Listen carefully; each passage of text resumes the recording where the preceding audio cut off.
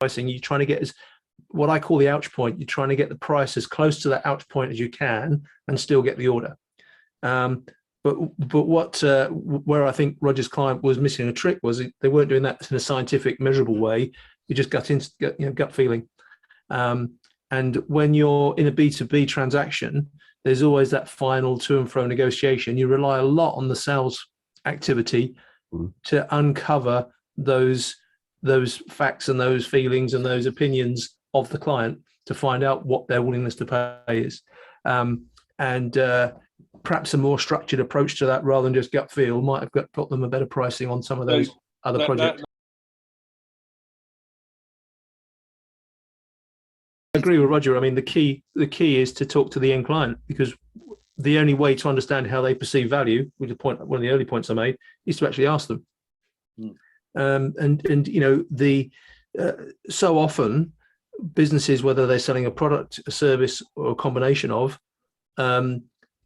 don't take the trouble to understand the value they're delivering.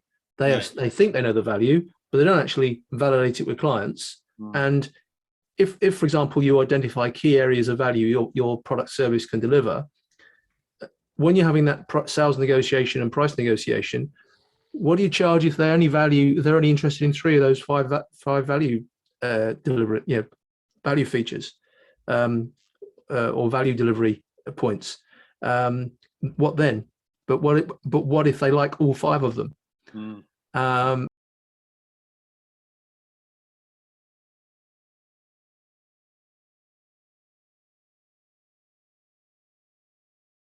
One of the mistakes a lot of business, not just small businesses, but managers of departments, managers of functions and bigger businesses make is, I'll do that myself and save some money.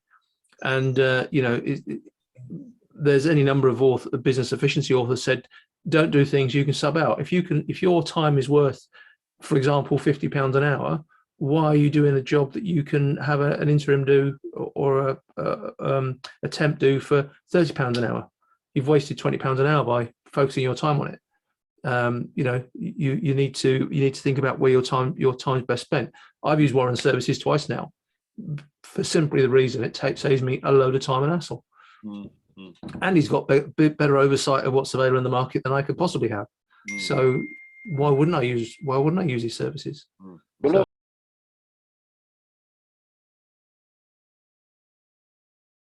some things that Roger mentioned, going right back to the beginning, is that willingness to pay. Really highlighted that well. You know, you've got to understand what that is. And I talk a lot about negative value avoided. And Roger, a lot of the scenarios you described there was about what negative value do they avoid, rather than any new value you bring, but just what you save them. You know, by getting them their results more consistently across their projects.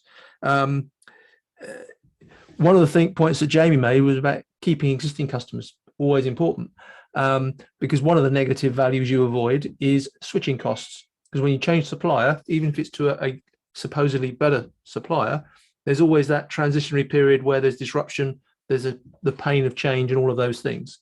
So that's always worth considering. You know, that's a pain point and a cost, if not in money, certainly in time, that needs to be fed back to them. Interesting that Lorna and you agreed, John, on about competitive analysis. You know, but also Lorna made a point about the value for money and not necessarily the lowest price. That's a psychological thing. Us pricing guys often will have a good, better, best pricing, because most people will plump for the middle. And sometimes companies create a lower price point product just so they can justify the middle point and the higher point.